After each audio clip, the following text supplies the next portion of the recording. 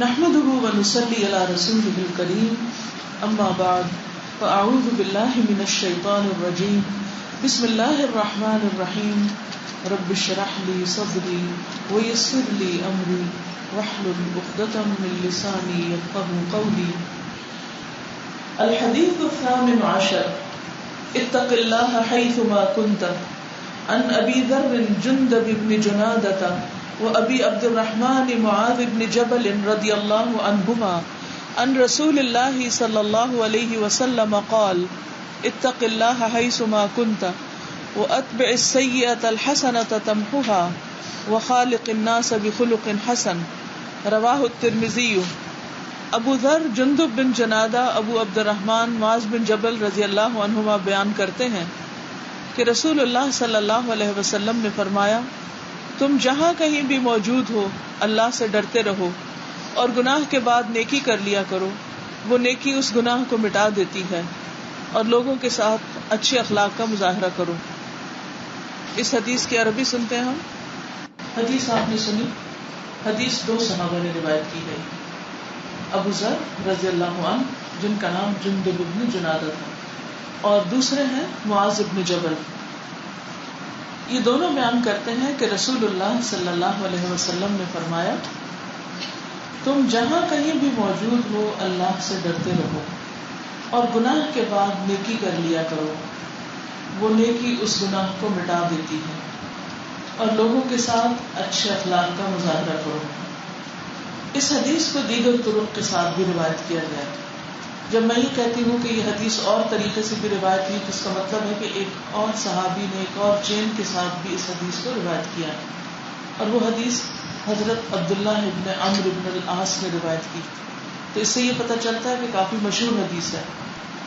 کہتے ہیں کہ معاذ بن جبل رضی اللہ عنہ نے جب سفر کا ارادہ کیا تو کہا کہ اے اللہ کے نبی صلی اللہ علیہ وسلم مجھے وصیت کیجیے.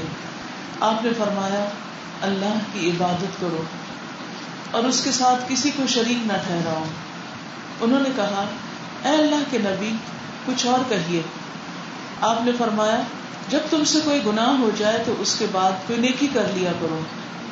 انہوں نے کہا اے اللہ کے نبی کچھ اور کیجیے. آپ نے فرمایا استقامت اختیار کرو اور اپنے اخلاق کو اچھا کرو. تو بیسیکلی دونوں روایات میں جو چیز کامن ہے وہ تین ہے. نمبر 1 اللہ سبحانہ وتعالیٰ کے ساتھ درست تعلق. نمبر 2 اپنی ذات میں درست طریقے اختیار کرنا، یعنی اپنے معاملے کو درست کرنا. اور نمبر 3 لوگوں کے ساتھ اچھا معاملہ، اچھا تعلق، اچھا اخلاق. وہ شخص حقیقت میں کامیاب ہے جو ان تین محاذوں پر درست رویہ اختیار کرتا ہے.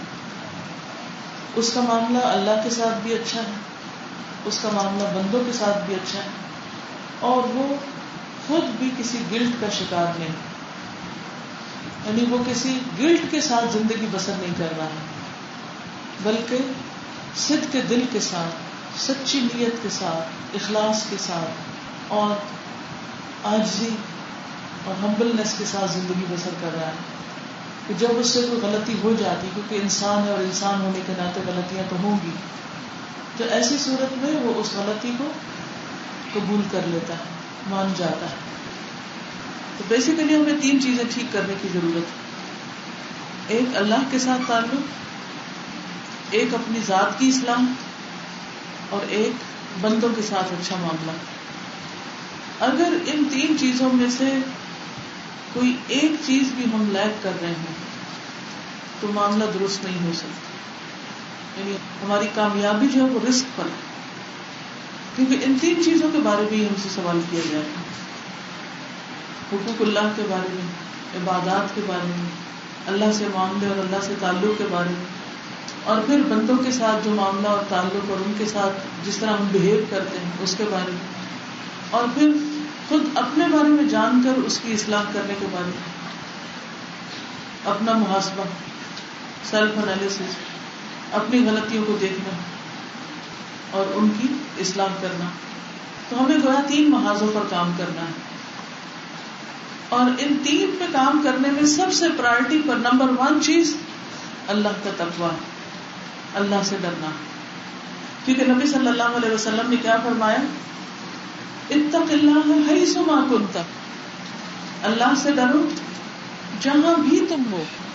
حیث ما کنت، جس بھی جگہ پر ہو، لوگوں کے سامنے ہو یا تنہا ہو، گھر میں ہو، بازار میں ہو، خواہ تمہارے آس پاس لوگ ہوں یا نہ ہو، ہر جگہ اللہ سے ڈرو. اور جب انسان اللہ سے ڈرتا ہے تو پھر اس وقت اس کے سارے کام ٹھیک ہونے لگتے ہیں، سیدھے ہونے لگتے ہیں.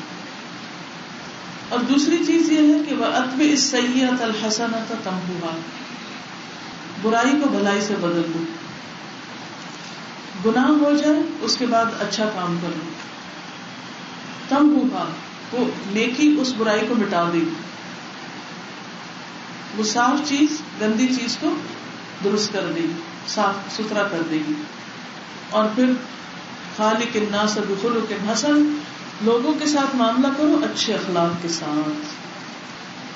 تو اللہ کا تقوی ظاہر اور باطن میں یہ ہم سب کے لیے لازم واجب، کیونکہ جو کام اللہ سے ڈر کر کیا جاتا ہے اس کی کوالٹی کچھ اور ہوتی ہے، اور جو بندوں کے ڈر سے ہوتا ہے یا بندوں کی خاطر ہوتا ہے یا بندوں کی محبت میں ہوتا ہے یا بندوں کو خوش کرنے کے لیے ہوتا ہے، اس کی پھر کوالٹی بھی کچھ اور ہوتی ہے.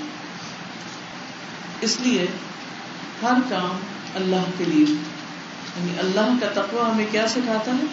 نمبر 1، ہر چیز اللہ کے لیے. اور پھر یہ ہماری نماز میں بھی ہو، یہ ہمارے صدقہ خیرات میں بھی ہو، یہ ہمارے ہر کام میں، ہر فعل میں، چاہے وہ قول سے تعلق رکھتا ہے خواہ وہ سوچ سے تعلق رکھتا ہے. یعنی اللہ کا تقوی ہماری سوچ کی بھی اصلاح کر دیتا ہے کہ ہمارے دلوں کے راز اور ہماری خواہشات اور ہمارے دل کے اندر کیا کیا باتیں، جب ان پر ہم اللہ تعالیٰ کو نگران بناتے ہیں تو ہمیں اپنی سوچ کی غلطیاں بھی نظر آنے لگتی ہیں. پھر ہمیں یہ بھی پتہ چلنے لگتا ہے کہ ہم کہاں غلط ہیں.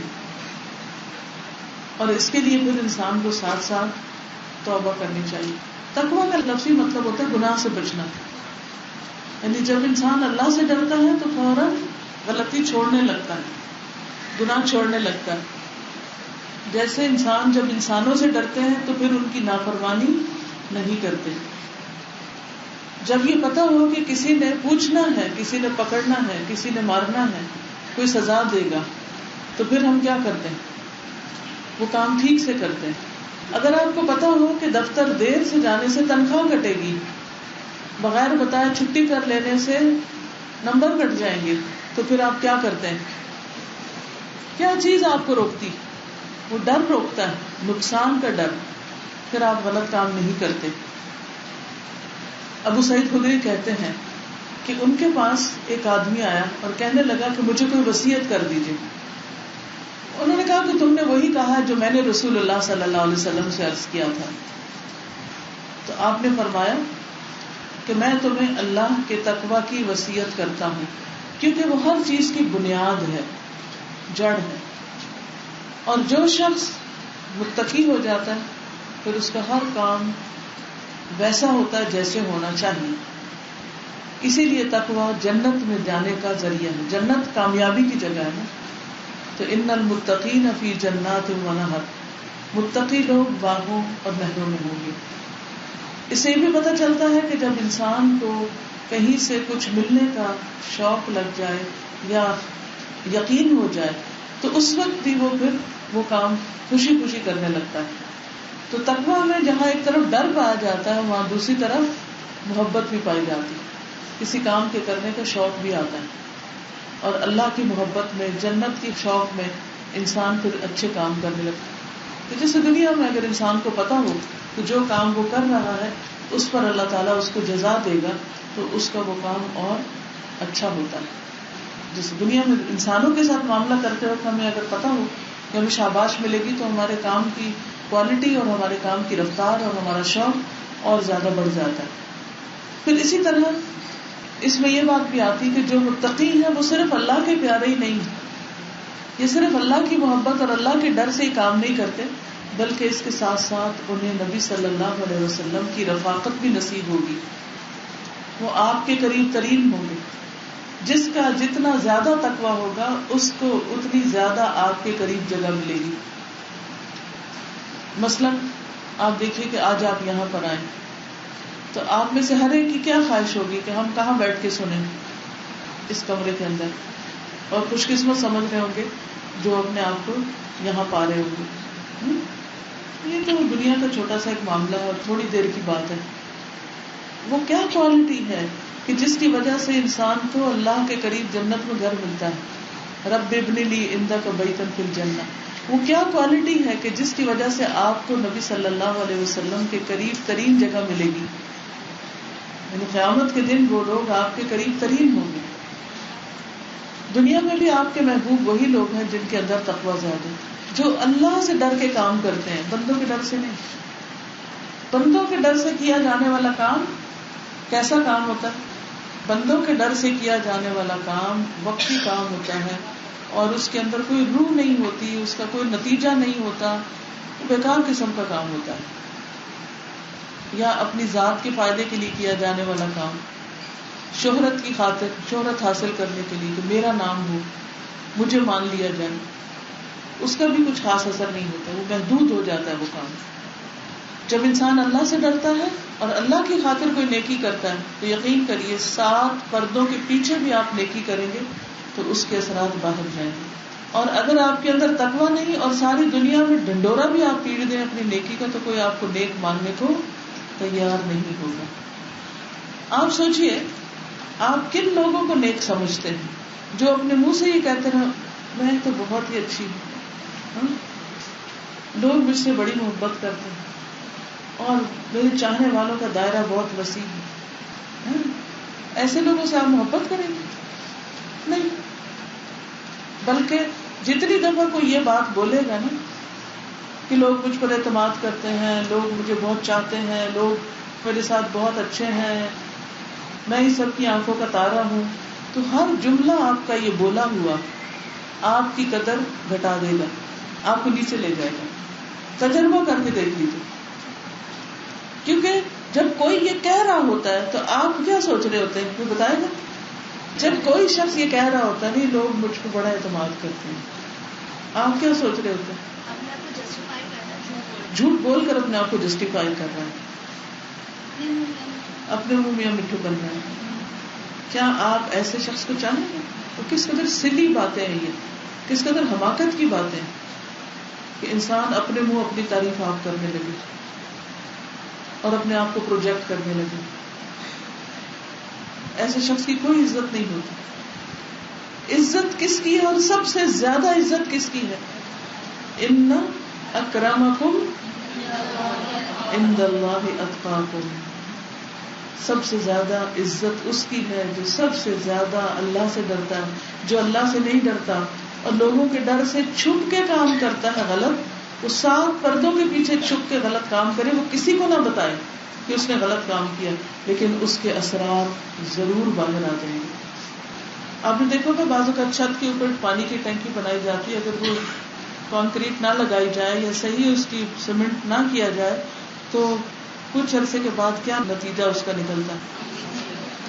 رس سیپیج سامنے آ جاتی, دیواروں پہ آ جاتی, چھت پہ آ جاتی, آ جاتا. کچی دیواریں تھی نا اس لیے آ گئی.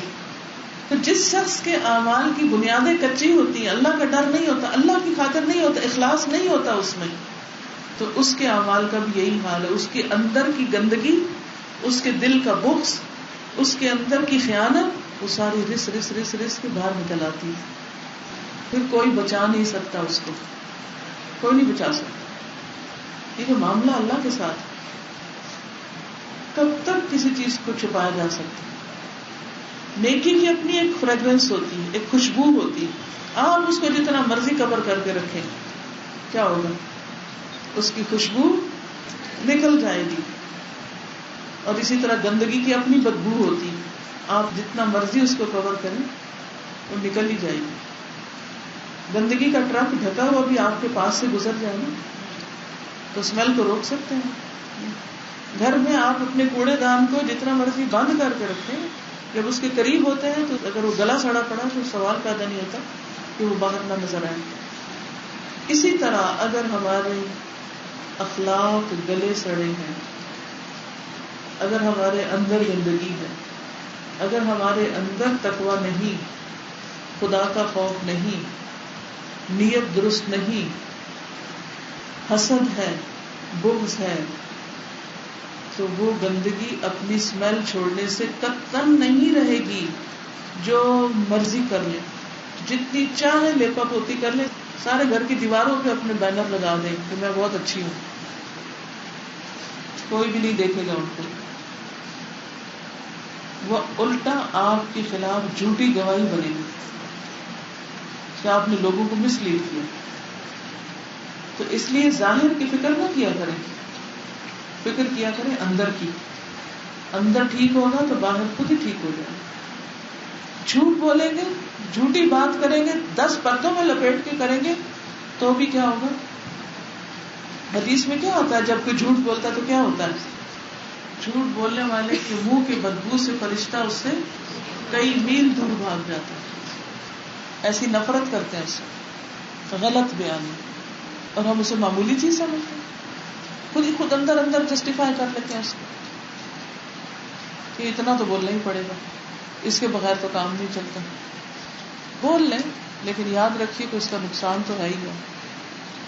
اسی طرح خیانت، دنیا میں سے کسی کو بھی نہ پتا ہو لیکن آپ کو اگر پتا ہے، آپ کا اپنا دل گلٹ میں ہے، تو جب تک اللہ سے ڈر کے اس کو ادا نہیں کر دیں گے، مرتے دم تک، مرنے کے بعد بھی وہ گلٹ آپ کو پیچھا ہرگز نہیں چھوڑے گی. تو تقویٰ اسی چیز کا نام ہے کہ اندر کا گند باہر نکال دیا جائے. اگر کہیں پھوڑا بن رہا ہو تو جب تک اس کا مواد باہر نہیں نکالا جاتا، نشتر لگتا ہے تو باہر نکلتا ہے، کٹ لگتا ہے. کبھی کبھی وہ گڑھ سے نکلتے ہیں نا گرمی کے موسم میں، تو پھر کیا ہوتا ہے؟ اگر آپ اس میں پٹیاں لگا لگا کے اس کو بند کر دیں تو وہ جان نہیں چھوڑنے والا جب تک اس گندگی کو باہر نہیں نکالیں گے. ورنہ یہ بھی ہو سکتا ہے کہ اندر ہی اندر وہ زہر اور سارے جسم کو لے ڈوبے. تو اس لیے اگر عزت چاہیے، اگر جنت چاہیے، اگر دنیا میں بھی سکون چاہیے، دل کا اطمینان چاہیے، تو پھر اللہ سے ڈرنا ضروری ہے. اتق اللہ حیث ما کنت. یہ نہیں کہ کچھ لوگوں کے بیچ میں ہو تو آپ کہیں میں تو اللہ سے ڈرتا ہوں. مثلا کلاس میں بیٹھے، اچھی اچھی آیات چل رہی تو آپ کے دل میں واقعی اللہ کا ڈر آ گیا، کیونکہ ماحول سے آتا ہے، تو آپ کے اندر اللہ کا ڈر آ گیا اور آنسو بھی آ گیا آپ کے بیٹھے بیٹھے. کیونکہ کئی لوگ لیکچر کے بیچ میں رونے بھی لگ جاتے ہیں، لیکن اس کو کوئی فائدہ نہیں ہے اتنا، جب تک وہ یہاں سے اٹھ کر جہاں آپ گئے ہیں، گھر میں گئے ہیں یا کسی بازار میں گئے ہیں یا کسی بھی جگہ گئے، وہاں جا کر جب تک آپ اس پہ استقامت نہیں اختیار کرتے کہ جس چیز سے آپ ڈرے ہیں اس سے ڈرتے نہیں رہتے اللہ سے کہیں اور بھی جا کر، اور اس کی اصلاح نہیں کرتے، تو فائدہ کچھ بھی نہیں. یہ رونا بھی کام نہیں آئے گا. مثلاً آپ نے کسی کے ساتھ زیادتی کی، اب آپ کسی درس میں گئے، آپ کو اللہ کا ڈر آ گیا، آپ توبہ توبہ کرنے لگے، لیکن انسانوں کے حق میں جو زیادتیاں کی جاتی ہیں وہ خالی توبہ توبہ کرنے سے معاف ہو جاتی ہیں. کیا کرنا پڑتا ہے؟ ان انسانوں کے ساتھ حسن سلوک کرنا پڑتا ہے، ان کا حق دینا پڑتا ہے. اور جب تک وہ حق آپ دے نہیں چکتے، مثلا کسی کو وراثت میں حصہ مارا ہوا ہے یا ویسے ہی کچھ لیا ہوا ہے، تو جب تک وہ دے نہیں چکتے اس وقت تک آپ متقی ہو نہیں سکتے. ہاں وقتی طور پر جذبات میں آ کے آپ نے تھوڑا رونا دھونا بھی کر لیا، تو اس تقویٰ پر استقامت بھی بہت ضروری ہے، اس پہ جم جانا ضروری. یہ تقویٰ آپ کو سیدھا کر کے چھوڑے تب ہے وہ تقویٰ. تو جو تقویٰ آپ کی اصلاح نہ کرے یا آپ کا عمل نہ بدلے تو وہ تقویٰ پھر تقویٰ نہیں. ابن عمر کہتے ہیں کہ بندہ تقویٰ کی اصل حقیقت کو نہیں پہنچ سکتا جب تک کہ جو بات دل میں کھٹکتی ہو اسے بالکل چھوڑ نہ دے. دل کی کھٹک، اندر کی گلٹ، اسے چھوڑ دے، بس نہیں چاہیے. کوئی خیال آتا ہے، کوئی خواہش ہے، کچھ کرنے کو دل چاہتا ہے جو آپ کو پتا ہے کہ اللہ تعالیٰ کو پسند نہیں، جو آپ کو پتا ہے کہ بندوں کو پتا چل جائے تو بندے مجھ سے نفرت کرنے لگے، تو پھر کیا کرنا چاہیے؟ اس سے جان چھڑانے کی کوشش کرنی چاہیے ہر قیمت پر. اور کچھ چیزیں ایسی ہوتی ہیں کہ جو مادی ہوتی ہیں تو ان کو انسان الٹ پلٹ کر دیتا ہے، آگے پیچھے کر لیتا ہے، لیکن کچھ چیزیں ایسی ہوتی ہیں کہ جو آپ کے دل کی اصلاح سے تعلق رکھتے ہیں. اس کے لیے اللہ تعالیٰ سے خصوصی دعا کی ضرورت ہوتی ہے. یا مقلب القلوب ثبت قلبی علی دینک، اللہ میرے دل کو دین پہ جما دے اور میرے اندر آنے والے وسوسوں کو دور کر دے، مجھے شیطان کے شر اور شیطان کی ڈالی ہوئی نجاست سے باہر نکال دے. اور جب ایک انسان تقویٰ کی وجہ سے گناہ چھوڑتا ہے تو اس کو اللہ کی مدد مل جاتی ہے، وہ اللہ کی مدد کے لائق ہو جاتا ہے. اس سلسلے میں وہ مشہور کہانیاں جو آپ نے سن رکھی ہوں گی کہ 3 لوگ بنی اسرائیل میں سے کہیں اکٹھے کسی کام نکلے تو راستے میں بارش ہونے لگی تو انہوں نے ایک غار میں پناہ لی. ابھی اندر ہی تھے کہ لینڈ سلائڈنگ ہوئی، ایک پتھر آ کے گرا اور غار کا دروازہ بند ہو گیا. وہ چٹان اتنی بھاری تھی کہ 3 بندوں کے بس کی بات نہیں تھی کہ وہ زور لگا کے اس کو ہٹا کے باہر نکلے. یعنی وہاں کسی مادی ذریعے کی وسیلے کی کوئی گنجائش نہیں تھی. اب کیا ہوا؟ انہوں نے دعائیں شروع کر دی اور دعاؤں میں اپنا ایک ایک خالص عمل پیش کیا. ہر ایک کی دعا سے تھوڑا تھوڑا ہٹا اور تیسرے کی دعا سے پورا ہٹ گیا. ان میں خاص طور پر وہ جو بات آتی ہے نا کہ ایک شخص نے کہا اللہ تو خوب جانتا ہے کہ مجھے اپنے چچا کی ایک لڑکی سے بہت محبت تھی، جتنی ایک مرد کو کسی عورت سے ہو سکتی، شدید محبت تھی. تو اس محبت میں اس نے اس سے برا کام کرنا چاہا تو لڑکی نے پیسوں کا مطالبہ کیا تو اس نے پیسے جمع کرنے شروع کر دیے. اور جب اس نے وہ پیسے اس کو دے دیے اور اس سے خواہش پوری کرنے لگا تو اس نے کہا اللہ سے ڈرو، اللہ کا تقوی اختیار کرو اور اس مہر کو ناجائز طریقے پہ مت توڑو، یعنی میرے ساتھ حرام کام مت کرو. تو کہتا ہے کہ اس پر یعنی اللہ کا نام آتے ہی میں اٹھ کھڑا ہوا، یعنی جذبات کی انتہائی شدید کیفیت میں، اور وہ خواہش جو اتنے عرصے سے دل پہ لگی ہوئی تھی اس کو پورا کرنے کا موقع آیا تو صرف اللہ کے لیے اس خواہش کو روک لیا، اللہ کے لیے اس کو روک لیا. تو یہ عمل اللہ تعالیٰ کو اتنا پسند آیا کہ اللہ تعالیٰ نے پتھر ہٹا دیا.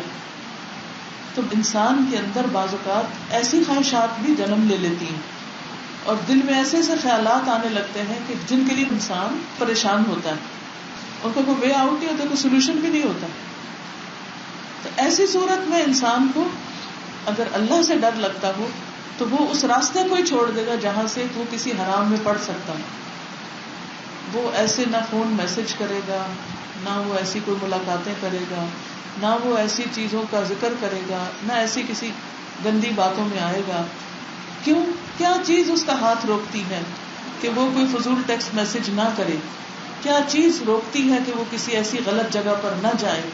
کیونکہ اس کو پتا ہے کہ اللہ دیکھ رہا ہے. میرے ماں باپ نہیں پڑھیں گے، میرا رب پڑھ لے گا. کوئی اور مجھے کچھ کہنے والا نہیں، لیکن میرا رب دیکھتا ہے. تو کوئی بھی معاملہ ہو اس میں اللہ سے ڈرنے کی ضرورت ہے.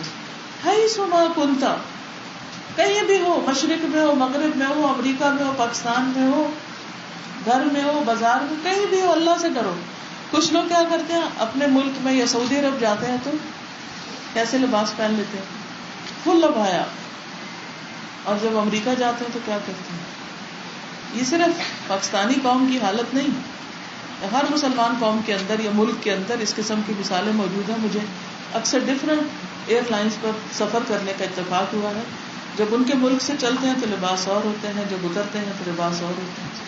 تو میں سوچتی ہوں کہ زمین بدلی ہے، اللہ تعالیٰ تو وہی ہے، اللہ تو وہی ہے. یہ لباس کیوں بدل گئے، رنگ کیوں بدل گئے، یہ انداز کیوں بدل گئے؟ بندوں کا ڈر ہے اس لیے.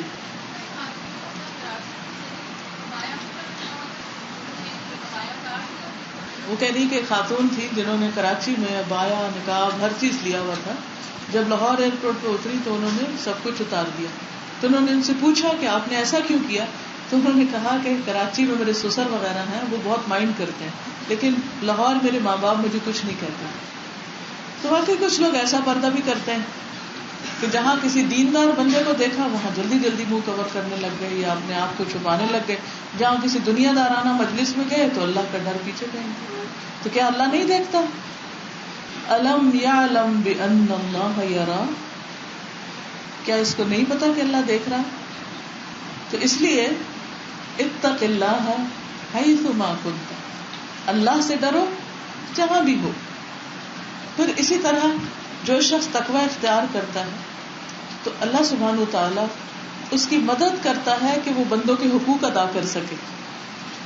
بعض اوقات کسی کا قرضہ دینا ہوتا ہے, بعض اوقات کسی کا کوئی حق دینا ہوتا ہے, مزدوری دینی ہوتی ہے, اچانک کوئی حادثہ ہوتا ہے, انسان پیمنٹس نہیں کر سکتے.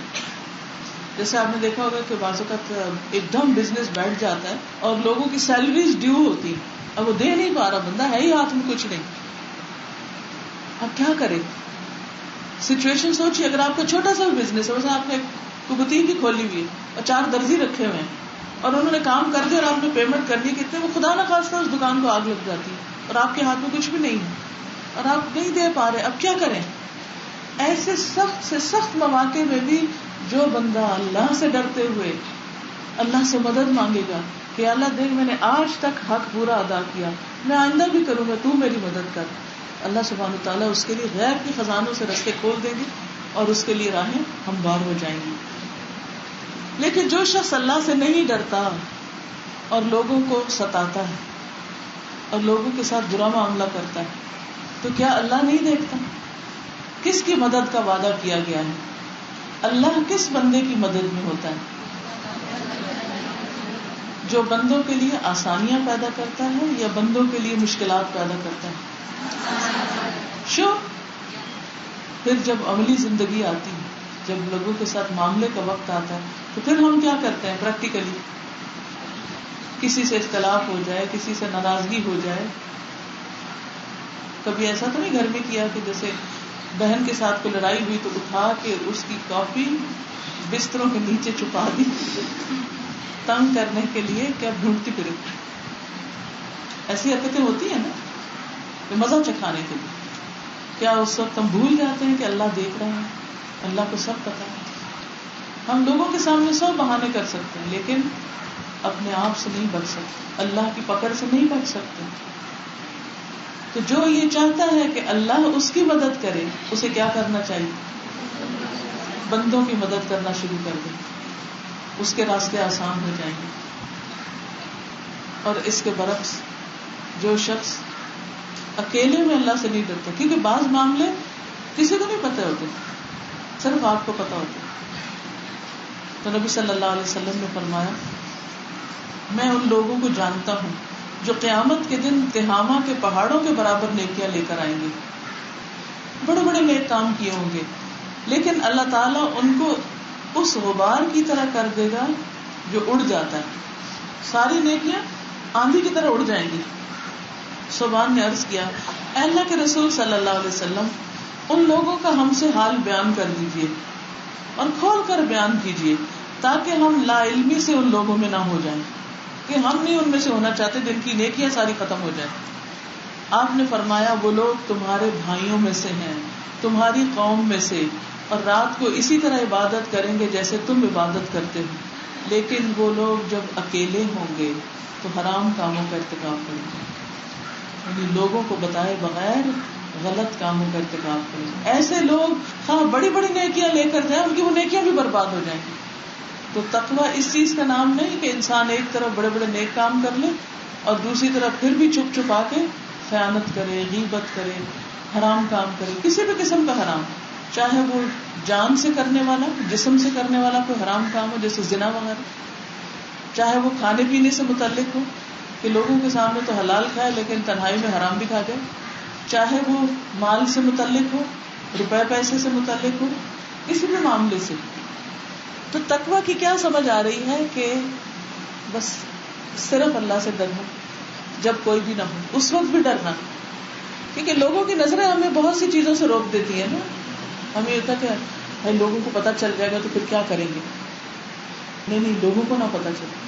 اور بعض اوقات ہم لوگوں سے چیزیں چھپانے کے لیے کیا کیا کرتے ہیں, کیا کیا کر رہے ہوتے ہیں. مثلاً کوئی بتائے گا؟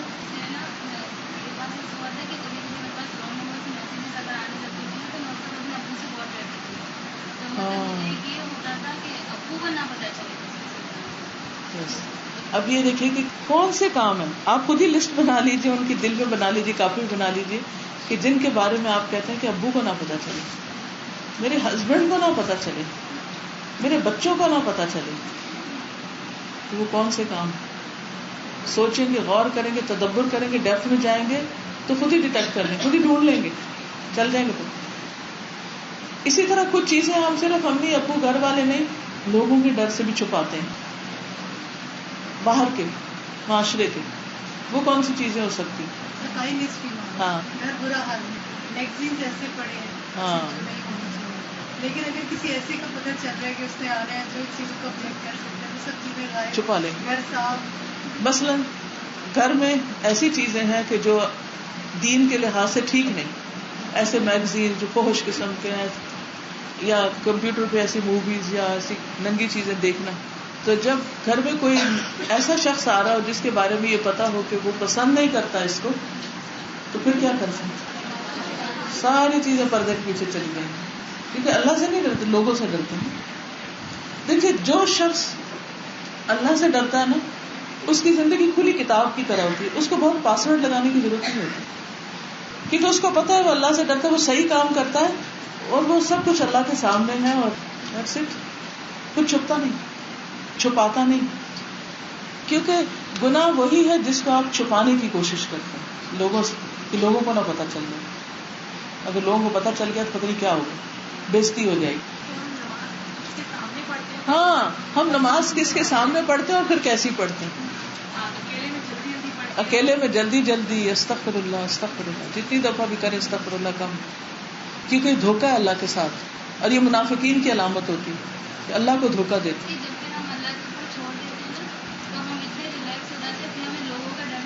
بالکل, جب اللہ سے ڈر کے ہم اچھے کام کرتے ہیں تو پھر لوگوں کا ڈر ہی نہیں ہوتا. تو تقویٰ کا تقاضا کیا ہے؟ سب سے پہلے ہم اپنا عقیدہ درست کریں, ہر کام اللہ کے لیے کریں, پھر اللہ کے ذکر کی جگہوں میں دل لگائیں. نبی صلی اللہ علیہ وسلم نے فرمایا ہے کہ اے میرے بھائی, اپنے اوپر مسجد کو لازم کر لو, کیونکہ میں نے نبی صلی اللہ علیہ وسلم کو فرماتے سنا, مسجد ہر متقی کا گھر ہے, یعنی اس کو مسجد میں مزہ آتا ہے. آپ کو کہاں آتا ہے؟ آپ کو کہاں اچھا لگتا ہے؟ قرآن کلاس میں دل لگتا ہے نا, محبت ہوتی, اس لیے چھٹی کرنے کا سوچ بھی نہیں سکتے. ایسے ہی شریح الحارثی کہتے ہیں کہ ایک مرتبہ میں نے حضرت عائشہ سے پوچھا, کیا نبی صلی اللہ علیہ وسلم دیہات جاتے تھے, گاؤں جاتے تھے؟ انہوں نے فرمایا ہاں, ان ٹیلوں تک جاتے تھے, یعنی آؤٹ اسکرٹس میں. ایک مرتبہ انہوں نے کسی دیہات میں جانے کا ارادہ کیا تو صدقہ کے جانوروں میں ایک قاصد کو بھیجا, اور اس میں سے مجھے ایک ایسی اونٹنی عطا فرمائی جس پر ابھی تک کسی نے سواری نہیں کی تھی. پھر مجھ سے فرمایا, عائشہ علیکی بتقوی اللہ عز وجل والرفق, اللہ کا تقوی اختیار کرنا اور نرمی کرنا اپنے اوپر لازم کر لو, کیونکہ نرمی جس چیز میں ہوتی ہے اسے خوبصورت بنا دیتی, اور جس چیز سے کھینچ لی جاتی ہے اسے بدنما اور عیبدار بنا دیتی, یعنی پھر اس کو بدصورت بنا دیتی. تو جس معاملے میں, جس کام میں, جس رویے میں, جس انسان میں نرمی نہ ہو, وہ چاہے بظاہر کتنا ہی خوبصورت ہو, لوگوں کو اس کی شکل قطعاً خوبصورت نظر نہیں آتی. خوبصورتی میک اپ سے نہیں ہے, خوبصورتی گورے رنگ میں نہیں ہے, خوبصورتی لپسٹک میں نہیں ہے, خوبصورتی نرم مزاجی اور اچھے اخلاق میں ہے, لحاظ میں ہے, تمیز میں ہے, ادب میں ہے, احترام میں ہے. اگر آپ کسی کو تانے دے رہے ہیں, خواہ آپ زیور سے لدے ہوئے ہوں, کوئی آپ کی طرف دیکھنا پسند نہیں کرے گا. ویسے تو اللہ کی بنائی ہوئی ہر شکل خوبصورت ہے, لیکن لوگوں کے لحاظ سے اگر ایک معمولی شکل جس کو کہتے ہیں, ہنستا مسکراتا چہرہ, نرم معاملہ, اخلاص, اندر کی محبت, یہ چیزیں لوگوں کے دل کھینچ لیں گی. اور پھر یہ نہیں کہ جب لوگ اچھے ہو اس وقت اچھا معاملہ, جب لوگ نہ بھی اچھا کریں پھر بھی اچھا کر لینا, پھر بھی آگے بڑھ جانا, یہ چیز آپ کو لوگوں کے قریب کرے گی. اور خصوصاً خادموں کے ساتھ جو آپ کے تحت کام کرتے ہیں، جو عمر میں، رتبے میں، سٹیٹس میں آپ سے کم ہیں، ان کے ساتھ جب اچھا کریں. کیونکہ کچھ لوگ اپنے سے بڑوں کے ساتھ تو اچھا کرتے ہی، ان کی عزت، تعریف، خوشامد سب کچھ کریں کیونکہ بڑے ہیں. ہم جس سے متاثر ہوتے ہیں اس سے بھی اچھا ہی کرتے ہیں. لیکن جو لوگ ہم سے عقل میں، علم میں، رتبے میں، درجے میں کم ہوتے ہیں، وہ بےچارے غلطیاں بھی بہت ساری کرتے ہیں. دیکھیں نا، ایک شخص جو آپ سے رتبے میں بڑا ہے، زیادہ عقل مند ہے، علم والا، سمجھدار ہے، تو وہ نسبتاً کم غلطی کرے گا. نسبتاً، یہ نہیں کہ غلطی نہیں کہ وہ بھی کرے گا، لیکن نسبتاً کم کرے گا. لیکن ایک شخص جو لا علم ہے، آپ کی ماسی ہے، اس نے تو کچھ یونیورسٹی وغیرہ نہیں پڑھی، یا کوئی دین کا بھی نہیں کچھ پڑھ رکھا، عقل سمجھ بھی پوری ہے، لیکن اپنا کام کر لیتی.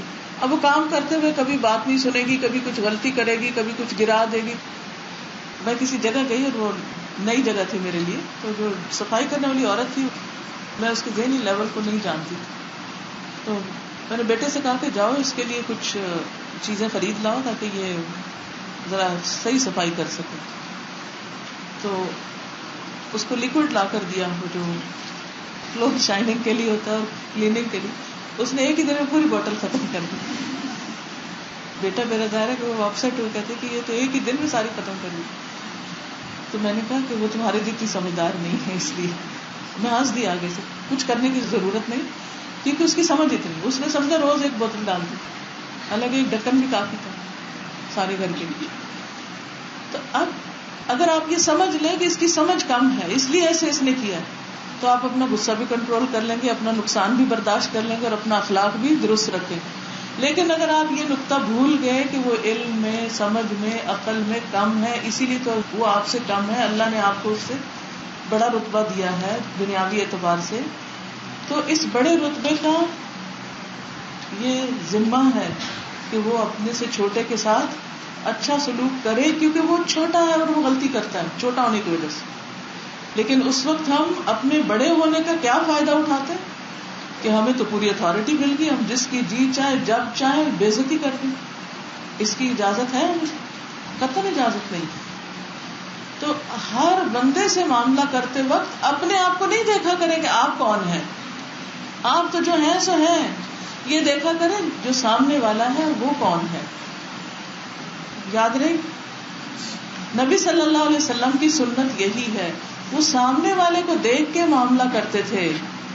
یہ نہیں کہتے تھے میں اللہ کا رسول ہوں اس لیے مجھے حق ہے کہ میں جس کے ساتھ جو جی چاہے کروں، کیونکہ میں تو اللہ کا محبوب ہوں. یس، obviously یہ تو بچے ہیں اور بچے ایسے ہی ہوتے ہیں، اس لیے ہمیں ان کے ساتھ بچہ نہیں بننا.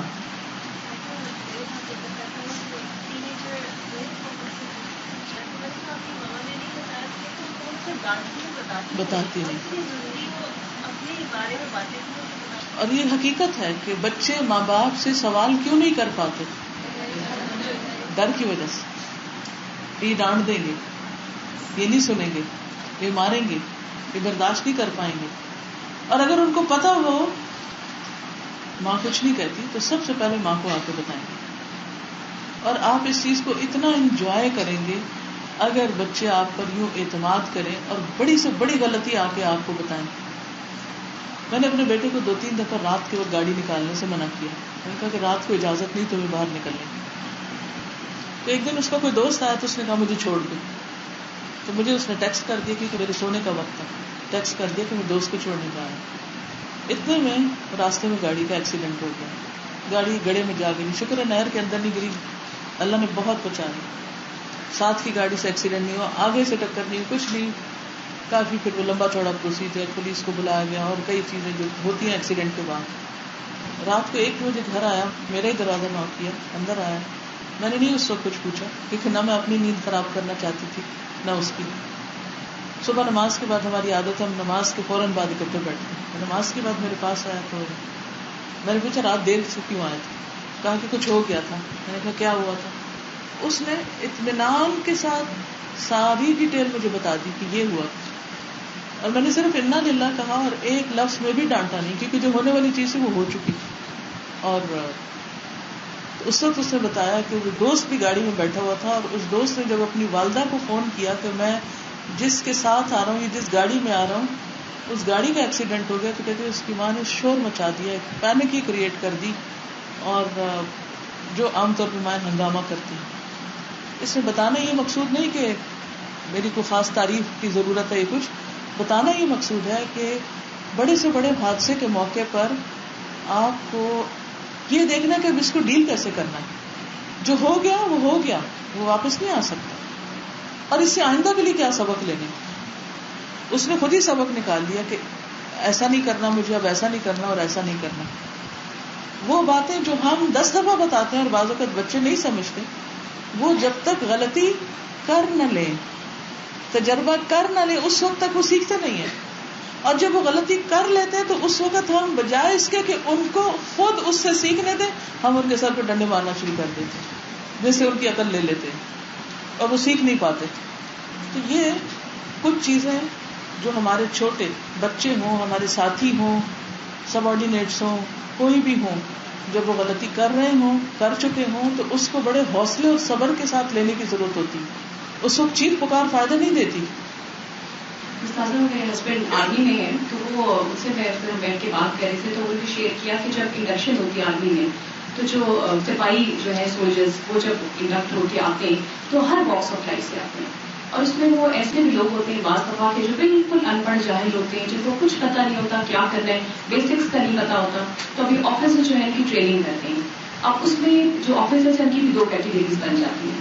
ایک تو وہ کیٹیگری ہوتی ہے کہ جو ان کے تھوڑے سے کسی بھی بلنڈر کی وجہ سے ایک دم سے وہ ریئیکٹ کرتے ہیں، ان کو ڈانٹ ڈپٹ کرتے ہیں اور بہت زیادہ سختی کا معاملہ کرتے ہیں. اور میرے ہسبینڈ کا یہ کہ وہ تھوڑی الحمدللہ پیشنس ہے ان کے اندر زیادہ، تو وہ کہتے ہیں کہ جب میرے پاس ایسا کوئی کیس آتا ہے، جب وہ اس طرح کوئی بلنڈر یا کوئی ایسا کوئی بھی اس طرح کا کام کرتے ہیں کہ جو لگتا ہے کہ بس بالکل اب تو کچھ ہو ہی نہیں سکتا، تو کہتے ہیں بہت حوصلے سے میں ان کی بات سنتا ہوں اور بہت ہی محبت سے اور پیار سے ان کی تربیت کرتا ہوں. اب اس کا فائدہ پھر یہ ہوتا ہے کہ آگے لانگر رن میں جا کے جب یہ سارے آپریشن ایریاز میں جاتے ہیں اور جہاں ان کو ان کی سپورٹ کی ضرورت پڑتی ہے، تو وہ لوگ کہ جن کو ڈانٹ ڈپٹ جن کے ساتھ کی گئی ہوتی ہے، تو وہ ظاہر دل میں گرج پا لیتے ہیں اور وہ انٹینشنلی کوشش کرتے ہیں کہ چاہنے کے باوجود یعنی جو کر سکتے ہیں کیپیسٹی میں جو چیز ہوتی ہے پھر بھی وہ کوشش کرتے ہیں کہ سپورٹ نہ کریں. اور جو دوسری کیٹیگری ہے جن کی تربیت کی گئی ہوتی ہے، وہ پھر کیا کرتے ہیں کہ اتنا زیادہ سپورٹ کرتے ہیں اور اتنی وہ جان اپنی لٹانے کے لیے باقاعدہ تیار ہو جاتے ہیں. وہ کہتے ہیں کہ آپ نے ہمارے ساتھ فلاں وقت میں ہماری اتنی بڑی غلطی کو، یعنی وہ ریئلائز کرتے ہیں اس چیز کو کہ اس وقت میں آپ نے جب ہمارا اتنا بڑا قصور تھا آپ نے معاف کر دیا، تب آپ بتائیں کہ آپ کو جس چیز کی ضرورت ہے جس طرح سے چاہیں گے آپ کو ہم سپورٹ کریں گے. نبی صلی اللہ علیہ وسلم نے فتح مکہ کے دن کیا کیا تھا؟ سعد بن عبادہ نے کہا کہ آج تو جنگ کا دن ہے، آج تو کعبہ کو حلال کرنے کا دن ہے.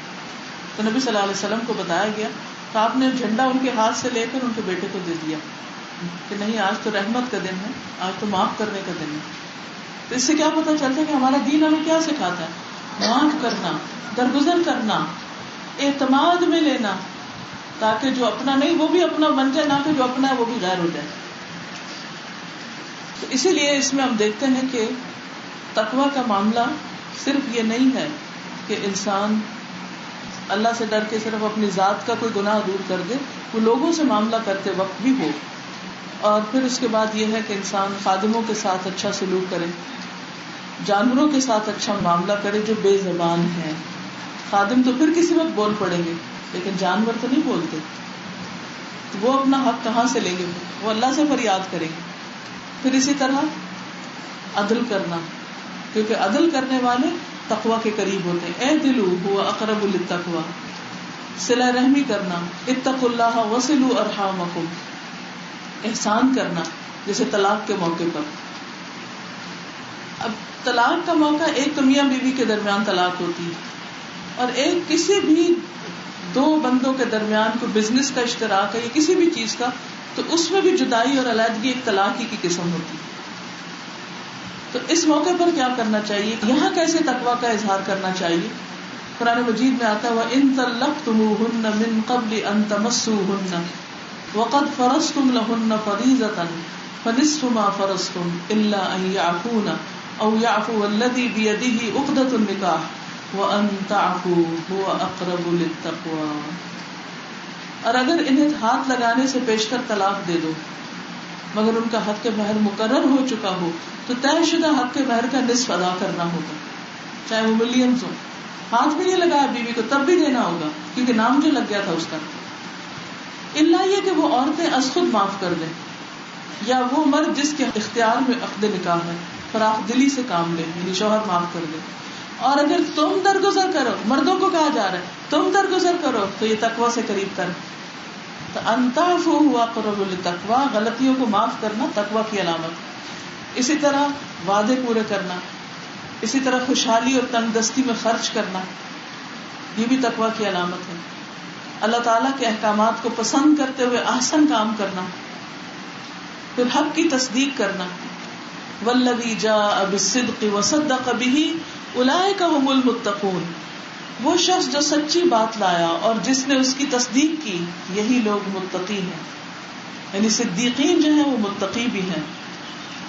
پھر قرآن و حدیث کے آگے اپنی آواز پست کر لینا، اللہ رسول کی بات کے سامنے سر تسلیم خم کر دینا. قرآن مجید میں آتا ہے ان الذین یغضون اصواتهم عند رسول اللہ اولئک الذین امتحن اللہ قلوبهم للتقوی لہم مغفرۃ واجر عظیم. جو لوگ اللہ کے رسول کے حضور اپنی آوازیں پست رکھتے ہیں یہی لوگ ہیں جن کے دلوں کو اللہ نے تقوی کے لیے جانچ لیا ہے، ان کے لیے بخشش اور اجر عظیم ہے. بخشش اور اجر عظیم. جو اللہ کی بات سنے اور کہیں آمنا وصدقنا، رسول اللہ صلی اللہ علیہ وسلم کی بات سنے اور کہیں آمنا وصدقنا، ہم نے اس کو سچ مانا، ہماری اپنی مرضی کوئی چیز نہیں. پھر تقوی کی ایک علامت یہ کہ اپنے شر سے لوگوں کو بچانا. پھر بے نیاز اور مخفی رہنا، مشہور ہونے کی کوشش نہ کرنا، شہرت کی طلب نہ کرنا. کیونکہ رسول اللہ صلی اللہ علیہ وسلم نے فرمایا اللہ اپنے بندے سے محبت کرتا ہے جو متقی اور غنی ہے اور پوشیدہ رہنے والا ہے. یعنی اچھا کام کر کے اس کو دکھانے کی خواہش نہیں اس میں کہ لوگ میرا لوہا مان لیں. تو اللہ سبحانہ تعالیٰ ایسے تقوی والوں سے محبت کرتا ہے.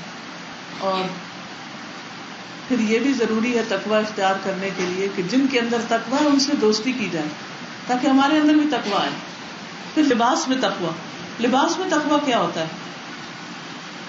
ساتر لباس پہنا جائے. مثلاً ایسا سکارف نہ پہنا جائے کہ جس سے گردن بھی ننگی ہو رہی اور بال بھی جھلک رہے ہوں، یہ تقوی کے خلاف ہوگا. ایسا سکارف نہ پہنا جائے کہ جس میں سکارف پہن کے ایک پلہ اٹھا کے منہ ڈھانک لیا جائے اور پورا آدھا سینہ اور اس کی پوری شیپ بازار میں نظر آ رہی. یہ اکثر نقاب کرنے والے غلطی کرتے ہیں. الگ کپڑے کا نقاب نہیں لگاتے یا الگ نقاب نہیں پہنتے اور کیا کرتے ہیں اسی پلو کا نقاب بناتے ہیں جس کی وجہ سے سینہ لازمن ننگا ہوتا ہے، لازمن ڈھک سکتا ہی نہیں. کیونکہ اگر وہ اتنا لمبا تو ہوتا نہیں کہ وہ یہاں تک نیچے سینہ اور یہاں پسلی تک نقاب آئے اور پھر وہ اوپر جا کے پھر وہ ڈھکے. تو یہ سٹائل جو ہے سکارف لینے کا یہ تقوی کے خلاف ہے کیونکہ سینہ ڈھانکنے کا خاص طور پر اللہ نے حکم دیا. اس کے لیے بڑی آسان سی چیز ہے اور وہ کیا، جس رنگ کا سکارف پہنا ہوا ہے، بلیک ہے بلو ہے، اسی رنگ کا ایک 4-6 انچ کپڑا لیں اور اس کے پیچھے الاسٹک لگائیں اور نقاب پہلے پہن لیں اور اس کے اوپر سکارف لے لیں. کوئی مسئلہ ہی نہیں. جو مرضی کرتے رہے، کھائیں پیئیں کچھ کریں، سینہ بھی ڈھکا رہے گا اور سکارف بھی سامنے رہے گا. چاہے بٹن سے لگا لیں چاہے الاسٹک سے لگا لیں، کچھ بھی کر لیں. لیکن جب آپ وائٹ سکارف خاص طور پر پہنے یا کسی بھی رنگ کا تو شیشے کے آگے روشنی میں دیکھیں اپنے آپ کو، جھلک تو نہیں رہے. اگر ننگا ہو رہا ہے تو وہ حدیث یاد کر لیا کریں، بلکہ لکھ کے لگا لیں اپنے آئینے پر کہ وہ عورتیں جنت میں نہیں جا سکیں گی اور جنت کی خوشبو نہیں پا سکیں گی جو لباس پہن کے بھی ننگی رہیں. تو یہ دونوں چیزیں ننگے ہونے میں آتی ہیں، دونوں چیزیں ننگے ہونے میں آتی ہیں، چاہے باریک ہو چیز چاہے ٹائٹ ہو. پھر اسی طرح زبان کی حفاظت، پھر رزق کی تلاش میں میانہ روی اختیار کرنا، مال کا صحیح استعمال کرنا، یہ سب تقویٰ کی علامتیں ہیں. پھر فرمایا وَأَتْبِعِ السَّيِّئَةَ الْحَسَنَةَ تَمْحُهَا، برائی کے بعد نیکی کر لو، وہ اس کو مٹا دے گی. یعنی جو غلطیاں ہوگی اب اپنی اصلاح کر لو. جیسے نماز ہے، اقم الصلاۃ طرفي النهار وزلفا من الليل ان الحسنات يذهبن السيئات، اور دن کے دونوں کناروں میں نماز قائم کرو اور رات کی کچھ گھڑیوں میں بھی، بے شک نیکیاں برائیوں کو لے جاتی ہیں۔ پھر گناہ کے بعد نیکی کرنا گناہوں کو دور کر دیتا ہے، گناہ کے بعد نیکی کرنا گناہوں کو دور کر دیتا ہے۔ پھر اسی طرح برائیوں کو دور کرنے کا کیا مطلب ہے؟ نمبر 1، نامہ اعمال سے وہ مٹ جاتے ہیں گناہ۔ نمبر 2، ان کی رغبت ختم ہو جاتی، یعنی مثلاً کوئی برا کام کرنے کی عادت پڑ گئی آپ کو، تو آپ جس وقت میں وہ برا کام کرتے ہیں اس وقت میں وہ نیکی کا کام شروع کر لیں، تو آپ کی پھر کیا ہوگی، برائی کی عادت ختم ہو جائے گی اور آپ اچھے کاموں میں لگ جائیں گے۔ اور تیسرا یہ ہے کہ گناہ نیکیوں میں بدل جائے، جیسے سورۃ الفرقان میں آتا ہے نا کہ جو لوگ توبہ کر لیں ان کے گناہ نیکیوں میں بدل جائیں گے۔ رسول اللہ صلی اللہ علیہ وسلم نے فرمایا، اس شخص کی مثال جو برائیاں کرنے کے بعد نیکیاں کرتا ہے اس آدمی کی طرح ہے جس پر ایسی تنگ زرہ ہو، ٹائٹ، کہ اس کا گلا گھونٹ رہا ہو، یعنی بازو کا آپ کوئی کپڑا پہنتے ہیں نا تو ایسا لگتا ہے جیسے گلا بھی گھٹ رہا ہے۔ ایسا آدمی جب نیکی کرتا ہے تو ایک کڑا ٹوٹ جاتا ہے، یعنی وہ دارا کھل جاتا ہے، پھر دوسری کرتا ہے تو دوسرا کھل جاتا ہے، یہاں تک کہ ساری زرہ ٹوٹ کے کھل جاتی اور انسان بالکل سہولت میں آ جاتا ہے۔ تو گناہ جو ہے نا وہ انسان کا دل بھیجتا ہے، دل تنگ کرتا ہے، گلٹ ہوتی ہے انسان کے اندر، تو اس کو دور کرنے کے لیے کیا کرنا چاہیے؟ نیکیاں کرتے چلا جانا چاہیے۔ ایک ایک نیکی اس بندر کو کھولتی جائے گی، کھولتی جائے گی، کھولتی جائے گی، اور آپ آزاد ہو جائیں گے، آپ کا دل اطمینان میں آ جائے گا۔ پھر یہ بھی یاد رکھیے، جیسا گناہ ویسی نیکی، یہ لکھ لیجئے، جیسا گناہ ویسی نیکی۔ اس کا کیا مطلب ہے؟ جس ڈگری کا گناہ کیا اس ڈگری کی نیکی کرے، اعلانیہ گناہ کیا تو اعلانیہ توبہ کرے، چھپ کے گناہ کیا تو چھپ کے توبہ کرے، ٹھیک ہے؟ رسول اللہ صلی اللہ علیہ وسلم نے فرمایا، اگر تم کسی برائی کا ارتکاب کر بیٹھو تو اس کے ساتھ ہی نیکی کر لو تاکہ برائی کا اثر زائل ہو جائے۔ مخفی برائی کے بدلے نیکی بھی مخفی کی جائے اور اعلانیہ برائی کے بدلے نیکی بھی اعلانیہ کی جائے۔ یہ نبی صلی اللہ علیہ وسلم نے ہمیں بتایا، یعنی پبلکلی اگر یا پبلک سے ریلیٹڈ کوئی غلطی کی ہے تو پبلک کے سامنے معافی مانگی جائے۔ رسول اللہ صلی اللہ علیہ وسلم نے فرمایا، بائیں طرف والا فرشتہ 6 گھڑیوں تک غلطی کرنے والے مسلمان بندے کی غلطی لکھنے سے اپنا قلم روکے رکھتا ہے۔ اگر وہ نادم ہو اور اللہ سے معافی مانگ لے تو وہ قلم رکھ دیتا ہے، اگر معافی نہ مانگے تو برائی لکھ دیتا ہے، اور وہ ایک برائی ہوتی ہے۔ پھر اسی طرح گناہ اس وقت مٹتے ہیں جب کبیرہ گناہوں سے توبہ کی جائے، یعنی یہ نہیں کہ صرف نیکیاں کافی ہیں بلکہ گناہوں کو چھوڑا جائے، پھر توبہ قبول ہوتی ہے۔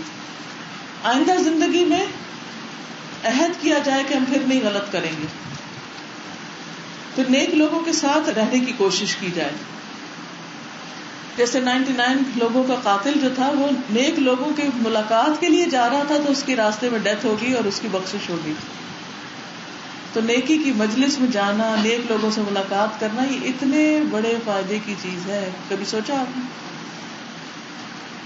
یعنی اس کا گناہ کیوں معاف ہو گیا تھا جس نے 99 قتل کیے تھے، کہ وہ توبہ کر کے کدھر کو جا رہا تھا، کہاں جا رہا تھا؟ کہ نیک لوگوں سے ملنے کے لیے، ان کی کمپنی اختیار کرنے کے لیے۔ اتنی امپورٹنٹ ہے اچھے لوگوں کی کمپنی اختیار کرنا۔ پھر توحید کا اقرار، لا الہ الا اللہ، لا الہ الا اللہ۔ ابو ذر کہتے ہیں کہ رسول اللہ صلی اللہ علیہ وسلم سے میں نے کہا کہ مجھے وصیت کیجیے۔ آپ نے فرمایا جب تم سے برائی ہو تو اچھا کر لو، وہ اس کو مٹا دے گی، یعنی نیکی کرو گے تو اس کو مٹا دے گی۔ میں نے کہا یا رسول اللہ، کیا لا الہ الا اللہ کہنا یہ نیکیوں میں سے؟ آپ نے فرمایا یہ تو افضل الحسنات میں سے ہے۔ تو جب کوئی غلطی ہو تو لا الہ الا اللہ، لا الہ الا اللہ کثرت سے پڑھتے رہیں، چلتے پھرتے اٹھتے بیٹھتے، تو یہ نیکی بھی گناہوں کو مٹا دے گی۔ اچھی طرح وضو کرنا، 2 نفل ادا کرنا، پھر فرض نماز، یہ گناہوں کو مٹانے کا بہترین طریقہ ہے، لیکن بہترین طریقے سے نماز پڑھی جائے خشوع و خضوع کے ساتھ، کیونکہ بندہ جب نماز کے لیے کھڑا ہوتا ہے تو سارے گناہ لا کے سر پہ رکھ دیے جاتے ہیں، جب رکوع پہ جاتا ہے تو گناہ جھڑتے ہیں، جب سجدے میں جاتا ہے تو کندھوں سے ہر چیز سے گناہ اترنے گرنے شروع ہو جاتے ہیں، یہ بھی بہت ضروری ہے۔ پھر خاص طور پر توبہ کے 2 نفل، حدیث میں آتا ہے جو بندہ بھی گناہ کر بیٹھے پھر اچھی طرح وضو کر کے کھڑے ہو کر 2 رکعت نماز پڑھے پھر اللہ سے معافی مانگے تو اللہ تعالیٰ اس کو بخش دیتا ہے. پھر آدھی رات کی نماز فرمایا صدقہ کرنا اور آدھی رات کو انسان کا نماز پڑھنا گناہوں کو دور کر دیتا ہے. مسجد کی طرف جانا, نماز کا انتظار کرنا, رمضان اور لیلۃ القدر کا قیام کرنا, روزے رکھنا, حج اور عمرہ کرنا, صدقہ کرنا, راستے سے تکلیف دہ چیز ہٹانا, والدین کے ساتھ نیکی کرنا, ان کا دل خوش کر دینا, یہ سب گناہوں کو مٹانے والی چیزیں. اور مجالس ذکر میں شرکت کرنا, جیسے اس مجلس میں جہاں اللہ کا ذکر ہو رہا ہے ایسی مجلسوں میں جانا بھی گناہوں کو معاف کرنے کا ذریعہ بنتا ہے. رسول اللہ صلی اللہ علیہ وسلم نے فرمایا جب کوئی جماعت اکٹھی ہو کر اللہ کا ذکر کرتی اور اس سے اس کا مقصد صرف اللہ کی رضا ہوتی تو آسمان سے ایک منادی آواز لگاتا ہے کہ تم اس حال میں کھڑے ہو کہ تمہارے گناہ معاف ہو چکے اور تمہارے گناہ نیکیوں میں بدل دیے گئے. تو روزانہ کلاس میں آنا اور پھر پڑھنا یہ بھی گناہوں کی معافی کا ذریعہ بنا. تو روز ایسے نہیں لگتا, جب نکلتے لگتا دھل گئے, پھر جا کے کچھ گڑبڑ کر جاتے. تو یہ سلسلہ ساری زندگی ختم نہ ہو, یہاں آنا ختم ہو تو آپ اپنے گھر پہ ایسی مجلس کر لیں, کبھی ہمسائے میں چلے جائیں, لیکن زندگی بھر کے لیے اس نیکی کو لازم کر لیں کہ اچھی مجلسوں میں شریک ہونا, نیکی کی مجلسوں میں. پھر توبہ استغفار, پھر کچھ خاص اذکار ہیں جو گناہوں کی معافی کا ذریعہ بنتے ہیں.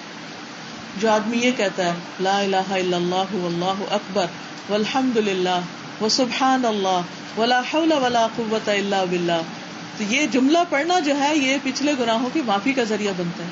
خاص طور پر رات کے وقت اگر آپ کی آنکھ کھلے تو اس وقت آپ پڑھیں لا الہ الا اللہ وحدہ لا شریک لہ لہ الملک ولہ الحمد وہو علی کل شیء قدیر سبحان اللہ والحمد للہ ولا الہ الا اللہ واللہ اکبر ولا حول ولا قوۃ الا باللہ العلی العظیم. پھر نماز کے بعد کی تسبیحات سبحان اللہ الحمد للہ اللہ اکبر, پھر دن میں 100 بار سبحان اللہ وبحمدہ پڑھنا, اس سے سمندر کی جھاگ برابر گناہ معاف ہو جاتے ہیں. پھر سوتے وقت دعا کرنا, اور پھر لباس پہننے کے بعد دعا کرنا, اس سے بھی گناہ معاف ہوتے ہیں. کھانا کھانے کے بعد بھی دعا سے گناہ معاف ہو جاتے ہیں. نبی صلی اللہ علیہ وسلم نے فرمایا جو یوں کہے کھانا کھا کر الحمدللہ الذی اطعمنی ھذا ورزقنیہ من غیر حول منی ولا قوۃ, جو یہ دعا پڑھ لیتا ہے تو اس کے پچھلے گناہ معاف ہو جاتے ہیں. کھانا کھایا ہے پھر اللہ کو یاد کیا تو گناہوں کی معافی مل جاتی ہے. تیسری اور آخری چیز ہے وخالق الناس بخلق حسن, لوگوں سے اچھے اخلاق سے پیش آؤ, کیونکہ نبی صلی اللہ علیہ وسلم کو اچھے اخلاق کی تکمیل کے لیے بھیجا گیا. ایسے لوگ اللہ کے محبوب ہوتے ہیں, اللہ تعالیٰ ان سے محبت کرتا ہے جو اچھے اخلاق رکھتے ہیں. پھر یہ کہ یہ بہترین عمل ہے جو میزان میں بہت بھاری ہے, یہ عمل میزان میں بہت بھاری ہے, یعنی حسن اخلاق, اور دنیا کی بہترین دولت ہے. قیامت کے دن نبی صلی اللہ علیہ وسلم کے سب سے قریب لوگ وہ ہوں گے جو اخلاق میں اچھے ہوں گے. نبی صلی اللہ علیہ وسلم نے فرمایا لوگوں کو سب سے زیادہ کثرت کے ساتھ جنت میں اللہ کا تقوی اور حسن اخلاق لے کر جائے گا. یعنی جو شخص یا جو لوگ اللہ کے ساتھ اپنا معاملہ درست کر لیتے ہیں اور اچھا اخلاق اختیار کرتے ہیں ان کا کیا ہوگا, جنت میں جائیں گے. حسن اخلاق کا مطلب کیا ہے؟ نمبر 1 لوگوں کو تکلیف نہ دینا, اور اگر آپ کی نیت یہ ہو کہ میں دوسرے کو زج کروں, کیا یہ اچھا اخلاق ہے؟ کئی لوگ کوئی جا رہا ہو تو راستے میں ٹانگ اڑا دیتے ہیں. کبھی آپ نہیں کھیل کھیلے, بچے آپ طور پہ کرتے ہیں تو گر پڑتے ہیں, تو پھر وہ رونے لگتے ہیں تو یہ ٹانگ اٹکانے والا ہنسنے لگتا ہے کہ اوے اوے مزہ آ گیا نا. جی کوئی بیٹھنے لگے تو چیئر گھسیٹ لیتے ہیں. اس قسم کے بےہودہ مذاق یا بےہودہ قسم کی باتیں جو ہیں یہ انتہائی اخلاق سے گری ہوئی چیزیں. اور کیا کرتے ہیں, لوگوں کو کس کس چیز سے تکلیف دی جاتی, دین کی طرف آنے والے بہت دور چلے جاتے ہیں اگر ہم بد اخلاقی برتتے اور دوسروں کو تکلیف دیتے. کسی کے جوتے پہن کے چلے جانا, کسی کی سیٹ پہ بیٹھ جانا, استاذہ بلی کرنا. یس, میں ایک رپورٹ میں پڑھی تھی کہ انڈیا میں بہت سے ینگسٹرز نے اس وجہ سے سوئسائڈ کر لی کہ جب وہ کالجز میں جاتے ہیں تو اتنا بری طرح ان کو بلی کیا جاتا ہے. بالکل انہوں نے اپنے آپ کو بات کیا, طنز کرنا, ٹانٹ کرنا, کوئی بھی طریقہ. دوسری چیز حسن اخلاق کیا ہے, لوگوں پہ سخاوت کرنا, یعنی ان کو ان کے حق سے زیادہ دینا. نمبر 3 ان کی پہنچائی ہوئی تکلیفوں پر صبر کرنا. یعنی بعض اوقات دوسرے اچھے نہیں ہوتے تو ہمیں پھر بھی اچھا بننا ہے. یہ ہے حسن اخلاق. کیونکہ ہم کیا جسٹیفائی کرتے ہیں کہ اس نے میرے ساتھ یہ کیا تو مجھے بھی کرنا. اور نمبر 4 خندہ پیشانی سے بات کرنا, ہنس کے بات کرنا, مسکرا کے بات کرنا. دوبارہ دہرائیں. نمبر 1 کسی کو تکلیف نہیں دینا. نمبر 2 لوگوں کی سخاوت کرنی, اپنی طرف سے چیزیں دیتے رہنا. نمبر 3 لوگوں کی پہنچائی تکلیف پہ صبر کرنا. نمبر 4 خندہ پیشانی سے پیش آنا. سب سے افضل اسلام یہی ہے کہ انسان کسی کو اپنے ہاتھ سے زبان سے تکلیف نہ دے. حضرت ابو ہریرہ سے مروی ہے کہ ایک جگہ کچھ لوگ بیٹھے ہوئے تھے تو نبی صلی اللہ علیہ وسلم ان کے پاس جا کر کھڑے ہوئے. فرمایا کیا میں تمہیں بتاؤں کہ تم میں سب سے بہتر اور سب سے بدتر کون ہے؟ لوگ خاموش رہے. نبی صلی اللہ علیہ وسلم نے 3 مرتبہ اپنی بات دہرائی. اس پر ان میں سے ایک آدمی بولا کیوں نہیں یا رسول اللہ. آپ نے فرمایا تم میں سب سے بہتر وہ ہے جس سے خیر کی امید ہو اور اس کے شر سے امن ہو, اور سب سے بدتر وہ ہے جس سے خیر کی توقع نہ ہو, جس سے خیر کی توقع نہ ہو اور اس کے شر سے امن نہ ہو. پھر اچھا اخلاق کیا ہے؟ لوگوں کے لیے فائدہ مند بن جانا. ہمارے پاس جو بھی کچھ ہو, کوئی اسکل ہو, کوئی ہنر ہو, کچھ اس سے لوگوں کو فائدہ پہنچانا. رسول اللہ صلی اللہ علیہ وسلم نے فرمایا وہ لوگ اللہ تعالیٰ کو زیادہ محبوب ہیں جو دوسرے لوگوں کے لیے زیادہ فائدہ مند ہوں. اللہ تعالیٰ کے ہاں سب سے زیادہ پسندیدہ اعمال یہ ہیں کہ مسلمان کا اپنے بھائی کو خوش کرنا, اس سے کوئی تکلیف دور کرنا, اس کا قرضہ چکانا, اسے کھانا کھلانا, اور مجھے کسی بھائی کی ضرورت پوری کرنے کے لیے اس کے ساتھ چلنا مسجد نبوی میں 1 مہینہ اعتکاف کرنے سے زیادہ محبوب ہے. اس کی ضرورت پوری کرنے کے لیے, اس کی پریشانی دور کرنے کے لیے اس کے ساتھ جانا, اس کا کام ہلکا کروا دینا. یاد رکھو جس نے اپنے غصے کو روک لیا اللہ تعالیٰ اس کی خامیوں پر پردہ ڈال دے گا. جو آدمی اپنے غصے کو نافذ کرنے کے باوجود پی گیا اللہ تعالیٰ قیامت کے دن اس کے دل کو امیدوں سے بھر دے گا. اور جو اپنے بھائی کے ساتھ اس کی ضرورت پوری کرنے کے لیے چلا اللہ تعالیٰ اس کو اس دن ثابت قدم رکھے گا جس دن قدم ڈگمگا جائیں گے اور بد اخلاقی اعمال کو یوں تباہ کرتی جیسے سرکہ شہد میں بگاڑ پیدا کر دیتا. پھر اسی طرح دوسروں کی ضرورتیں پہچان کے مدد کرنا. یہ نہیں کہ جب کوئی کہے کہ میری مدد کرو اس وقت, بلکہ خود سے ہی اندازہ کر لینا کہ کسی کو کس کس چیز کی ضرورت ہوگی. پھر اسی طرح دوسروں کو عطیات دینا, سخاوت کرنا, ان کی اذیتوں پہ صبر کرنا, خندہ پیشانی سے ملنا, تبسم کا فی وجہ اخی کا صدقہ, اور کوشش سے اچھے اخلاق اختیار کرنے کی کوشش کرنا, کوشش سے اپنے اندر اچھے اخلاق پیدا کرنا. اب سوال یہ پیدا ہوتا ہے کہ کیا کبھی بھی سختی نہیں کرنی چاہیے کہ ہمیشہ ہی نرمی کرنی چاہیے؟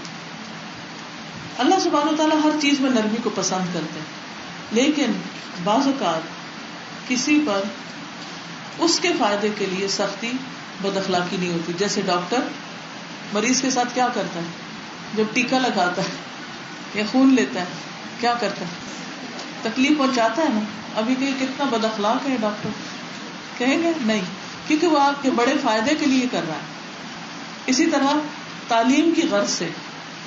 پھر اسی طرح تربیت کرتے وقت بعض اوقات فرمنس اختیار کرنا کہ نہیں تم یہ کام کرو یا یہ کام نہیں کرو. یہ نہیں کہنا آپ کی مرضی آپ کریں, نہیں کرتے نہ کریں, نہیں, آپ کو کرنا ہے. یہ فرمنس ہے, ٹھیک ہے, کرنے کا ارادہ کرنا, نیت کرنی ہے اور انشاءاللہ کر کے دکھانے کو کسی کو ہمارا فائدہ ہے. اور آخر میں یہ کہ دعا کرنی, اچھے اخلاق کے لیے دعا. وَاهْدِنِي لِأَحْسَنِ الْأَخْلَاقِ لَا يَهْدِي لِأَحْسَنِهَا إِلَّا أَنْتَ وَاصْرِفْ عَنِّي سَيِّئَهَا لَا يَصْرِفُ عَنِّي سَيِّئَهَا إِلَّا أَنْتَ. مجھے اچھے اخلاق کی ہدایت عطا فرما, تیرے سوا کوئی اچھے اخلاق کی ہدایت نہیں دے سکتا, اور برے اخلاق مجھ سے دور کر دے, تیرے سوا مجھ سے کوئی برے اخلاق دور کرنے والا نہیں. اور پھر یہ دعا بھی, اللہم انی اعوذ بک من منکرات الاخلاق والاعمال والاہواء.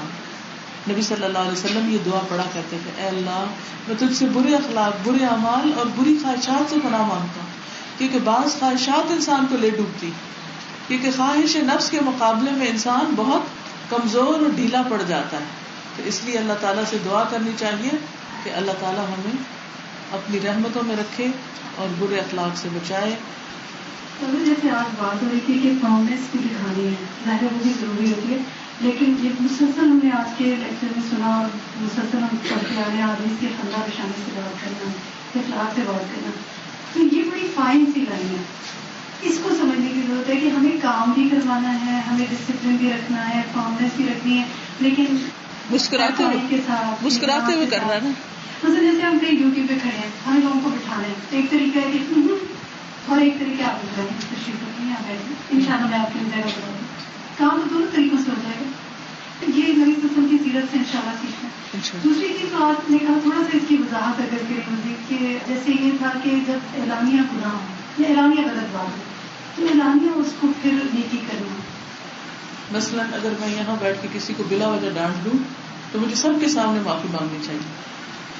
استاذہ میں ایک آرٹیکل میں پڑھ رہی تھی کہ 1943 میں ابراہم میسلو ایک سائیکالوجسٹ تھا.